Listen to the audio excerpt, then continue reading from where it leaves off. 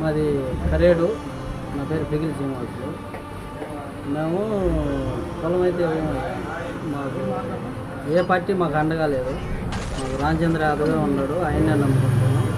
అతన్నే మాకు చేస్తాడు, మా కోసం ఆయనే వచ్చాడు కాబట్టి మేము అతనే నమ్ముకున్నాం. మేము దేనికైనా సిద్ధపడతాం, కానీ పొలాలు మటుకు ఇచ్చే పరిస్థితి లేదు. ఇవ్వం కూడా ఇస్తాం, దానికే ఇబ్బంది. మాకు ఎంత ఓర్పు ఉంటుందంటే, మేము రైతులు పొలాలు పోయి ఎంత చాకిరీ చేస్తామో మాకు అందరికీ తెలుసు. నా పేరు వెంకట్రావు, ఉలవపాడు మండలం, కరేడు నియోజకవర్గం, వెంకయ్యపల్లి. నాకు 2 ఎకరాల పొలం ఉంది. 2 ఎకరాల పొలం ఏరుశనగ పంటలో 2 పంటలు వేసుకుంటాం. ఇక్కడ జీవించేది మేము కాకుండా ఇతర వాళ్ళకి కూడా జీవించడానికి ఇక్కడి నుంచి సరుకు ఆడ పంపించడం జరుగుతుంది. ఇక్కడ మేము బతికేది కాకుండా వాళ్ళు కూడా బతుకుతున్నారు దాని మీద ఆధారపడి.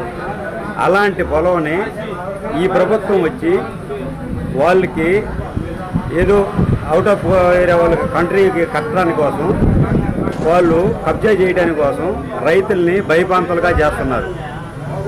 మా రైతులకైతే అంగీకారం లేదు, మేమైతే పొలం ఇవ్వదలుచుకోవట్లేదు అని చెప్తున్నాం.